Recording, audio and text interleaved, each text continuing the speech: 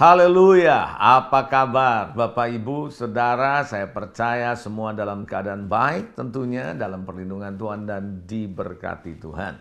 Bersama saya kembali Leonardo Syamsuri di dalam acara kita Today's Message dalam program Biblical.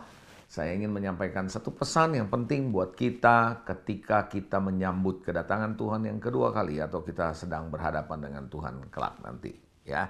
Saudara, pernah nggak Anda mendengar ada satu kalimat seperti ini? Untuk menjadi tua itu pasti, tapi untuk menjadi dewasa itu pilihan. Pernah dengar kalimat-kalimat itu? Nah, saudara, untuk menjadi seorang Kristen yang lama, menjadi orang Kristen senior, sudah cukup lama, bertahun-tahun di gereja, itu pasti selama kita masih hidup dan bergereja. Tapi untuk menjadi dewasa di dalam kerohanian, itu pilihan loh. Pilihan artinya Anda dan saya yang menentukan mau dewasa atau enggak. It's a choice. Karena pilihan-pilihan kita akan menentukan kita punya tindakan, pemikiran, perkataan, dan seterusnya. Pergaulan, karena kita tahu, karena kita mau dewasa. Amin. Nah, itu sebabnya saudara, hari ini saya akan membahas satu tema, proses pendewasaan. Kenapa sih pendewasaan itu penting banget, saudara? Kenapa menjadi orang Kristen itu perlu dewasa secara kerohanian? Karena kita harus tahu bahwa suatu hari kelak kita akan berjumpa dengan Tuhan. Kita ini diumpamakan, gereja Tuhan itu diumpamakan sebagai mempelai perempuan. Bahwa Yesus itu mempelai laki-laki. Ini perumpamaannya loh ya, gambarannya loh ya. Nah, nanti suatu ketika ada yang namanya pertemuan antara mempelai laki-laki dan mempelai perempuan seperti sebuah perkawinan yang disebut sebagai perkawinan anak domba. Nah, kalau Anda lihat dalam perkawinan, mana ada perkawinan anak-anak? Nggak ada. Perkawinan itu selalu antara pasangan itu yang sudah dewasa, betul atau enggak? Nah, jadi saudara, nggak mungkin kita bisa masuk dalam pernikahan anak domba atau perjumpaan dengan sang mempelai laki-laki yaitu Yesus kalau kita masih kanak-kanak. Makanya ada ayat firman Tuhan di dalam Efesus 5 ayat 27. Di situ dikatakan bahwa Tuhan Yesus tuh menempatkan jemaatnya itu di hadapan dirinya itu tanpa cacat, tanpa kerut loh saudara. Artinya nggak ada cacat, nggak ada kerut, artinya sempurna. Wow. Nah, untuk bisa menjadi sempurna itu kita terus didewasakan. Gitu.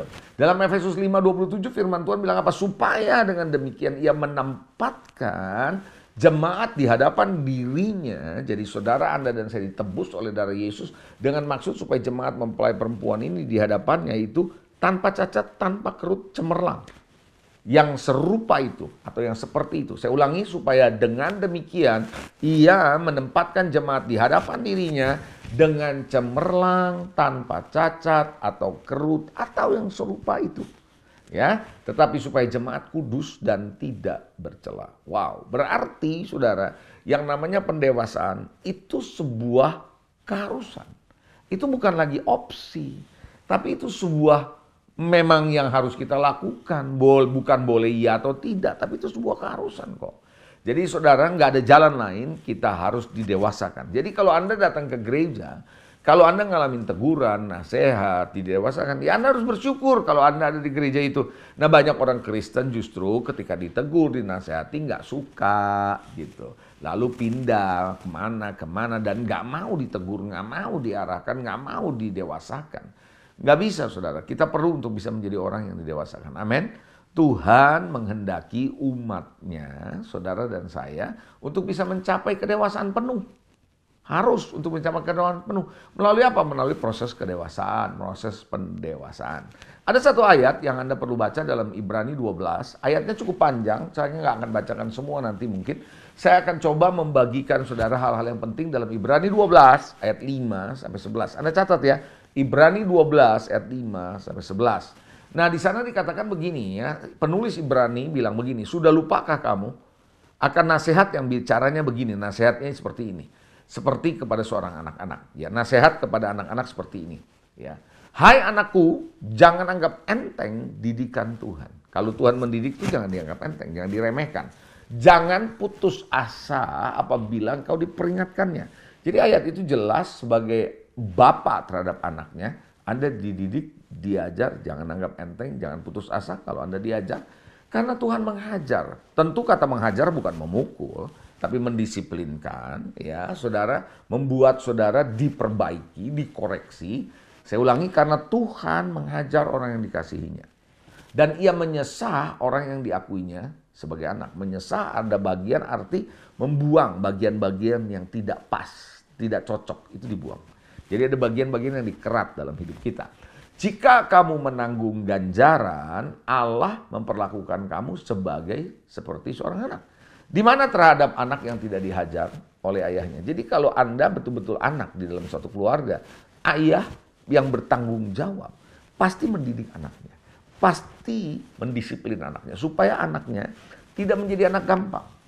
Tapi jikalau kamu bebas dari ganjaran, kata ayat itu, yang harus diderita oleh setiap orang atau setiap anak, maka kamu bukan anak, tapi anak-anak gampang. Jadi Anda bukannya anak gitu loh. Seorang yang anak betul-betul anak pasti dididik. Saya percaya kalau Anda punya orang tua yang baik, ya, pasti akan mendidik saudara. Betul? Nah, oleh karena itu dari ayah kita yang sebenarnya, kata ayat dalam ayat 9, kita beroleh ganjaran. Dan mereka kita hormati sebagai orang tua yang memberi ganjaran. Kalau demikian, bukankah kita harus lebih taat kepada Bapa segala roh supaya kita boleh hidup? Jadi saudara, kita ini diajar, kita ini dididik. Jadi pada hari ini saya mau mengajak saudara, yuk kita belajar bagaimana saudara dan saya bisa terus bertumbuh menjadi dewasa. Ingat, dewasa itu pilihan, ya. Untuk menjadi tua itu pasti, ya. Nah, oke, mari kita akan lanjutkan, saudara. Kita akan melihat selanjutnya, saudara, ya. Bagaimana saudara dan saya bisa menjadi seorang dewasa. Saudara pernah nggak lihat seorang yang sudah dewasa pegang botol susu kemana-mana? Minum gitu susu. Nggak ada yang begitu. Itu hanya ada di film, saudara. Dalam realitasnya nggak ada. Lihat orang dewasa, apakah selalu dia minum susu terus? Nggak akan, saudara. Dia akan makan berbagai macam variasi makanan. Dari protein, karbohidrat, sayur-sayuran. Makanan-makanan itu yang bisa membuat tubuhnya menjadi dewasa. Tubuhnya bisa bertumbuh dengan baik. Maksud saya begitu, saudara. Jadi kuat, jadi sehat. Dan itu punya makanan yang beragam. Bukan cuma makanan yang biasa. Saudara, saya punya anak ya. Istri saya waktu anak saya masih kecil, itu tidak pernah dikasih makan yang manis-manis. Terutama permen. Tidak pernah dikasih makan permen. Sehingga si anak ini kalau mau makan permen itu ada waktunya. Nggak selalu dikasih sama istri saya. Suatu hari ketika dia sekolah, di waktu pas masa sekolah, di sekolah ada pemeriksaan gigi. Semua anak diperiksa termasuk anak saya. Lalu ketika diperiksa gigi anak saya, dokter sekolah bilang sama anak saya gini, pasti kamu nggak dikasih banyak makan permen ya sama papa mama kamu, katanya gitu. Dijawab iya. Kenapa? Karena giginya bagus, nggak ada yang bolong. Giginya bagus. So, dari situ kita bisa melihat bahwa apa yang kita makan akan menentukan pertumbuhan dan kesehatan kita loh ke depan. Nah, jadi saudara, bagaimana supaya saudara dan saya bisa menjadi dewasa? Khususnya saya punya pengalaman sebagai seorang gembala sidang. Nggak gampang saudara untuk bisa mendewasakan orang-orang yang dipercayakan Tuhan di dalam pelayanan saya. Nggak semua orang mau memilih untuk jadi dewasa. Nggak semua orang mau dididik. Nggak semua orang mau diarahkan. Nggak semua orang mau dikasih makanan-makanan yang berguna buat mereka.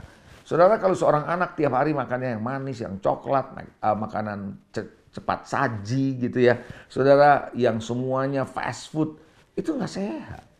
Anak saya juga, saudara, sekali lagi saya cerita, anak saya kalau dibekali makan sama istri saya waktu dia zaman masih sekolah, selalu ada sayur, selalu ada buah. Sehingga sahabatnya kalau melihat dia makan, anak saya ini dia buka kotak makanannya, temennya suka bilang, hi katanya gitu. Karena makanannya sayur, dia orang nggak suka, saudara. Nah, kenapa istri saya lakukan ini? Karena anak saya mau dipastikan nutrisi kesehatannya dari kecil dibiasakan makanan-makanan yang sehat. Nah, jadi bagaimana supaya saudara bisa bertumbuh sebagai orang percaya di dalam rumah Tuhan, di dalam gereja Tuhan? Pertama, Anda harus bisa menerima makanan keras. Anda harus bisa menerima makanan yang harus Anda dan saya makan, bukan yang kita inginkan. Ibrani 5 ayat 14 bilang, makanan keras adalah untuk orang dewasa yang karena mempunyai panca indera yang terlatih untuk membedakan yang baik dari yang jahat. Saudara, dalam 1 Korintus 3 ayat 1 sampai 2 Paulus bilang, pada waktu itu, dalam episode sebelumnya saya pernah katakan bahwa pada waktu itu, yaitu pada waktu pertama Paulus berjumpa dengan orang-orang di Korintus, dia tidak dapat berbicara dengan mereka seperti manusia rohani, tetapi manusia duniawi, karena mereka belum dewasa, kata firman Tuhan ini dalam Kristus. Tapi susu yang kuberikan kepadamu bukan makanan keras, jadi makanan bayi ya susu, dewasa makanan keras, kata dia. Sebab kamu belum bisa menerimanya. Tetapi sekarang pun, katanya, kamu belum dapat menerimanya. Berarti waktu pertama kali ketemu sampai sekarang, mereka tidak bertumbuh dewasa. Kenapa? Karena tidak pernah mau makanan-makanan keras. Jadi hari ini, saudara, kalau Anda menerima pesan-pesan firman Tuhan yang cukup keras, yang cukup bisa menegur, menemplak saudara, harusnya itu adalah satu hal yang baik buat kita bertumbuh. Makanan-makanan yang mendorong saudara untuk melepaskan dosa, makanan-makanan firman, dalam tanda kutip makanan adalah firman Tuhan, yang mengajar saudara untuk hidup kudus, yang mau mengajar saudara hidup berbeda dari dunia ini, saya percaya itu adalah makanan yang bisa mendewasakan saudara. Firman yang saudara perlu dengar, harus dengar, bukan yang Anda ingin dengar. Amin. Yang kedua, mari kita lihat yang kedua saudara, yaitu cara penanganan. Nah, apa yang saya maksud dengan cara penanganan? Saya mau cerita saudara, ketika saya ada satu kali pelayanan di Amerika, saya melihat ada seorang anak berusia 6 tahun di rumah pendeta di mana saya tinggal. Dia yang membereskan pakaian yang keluar yang dari mesin cuci, mesin pengering, dia yang beresin bagian kaos kaki, bagian baju, bagian celana, dia beresin sendiri di satu basket dia. Lalu kemudian dia taruh lagi di lemari dengan rapi. Nah, waktu saya melihat itu, pikiran saya kembali ke Indonesia. Anak ini orang Indonesia tinggal di Amerika, usia 6 tahun, dengan orang Indonesia usia 6 tahun, berbeda nih saya lihat. Kenapa? Karena di Indonesia ada pembantu, ada suster, betul ya? Sedangkan di situ dia harus berdiri sendiri, nggak ada suster. Jadi orang tuanya mendidik si anak ini, menangani anak ini seperti seorang dewasa. Dilatih seperti seorang yang harus bisa mandiri.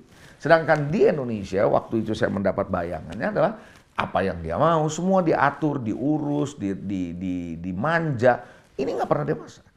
Jadi bagaimana kita sebagai seorang pemimpin di gereja menangani jemaat akan menentukan kedewasaan jemaat. Kalau apa-apa pendetanya yang harus doa, pendetanya yang harus mengerjakan, gembala sih dia nggak akan pernah dewasa.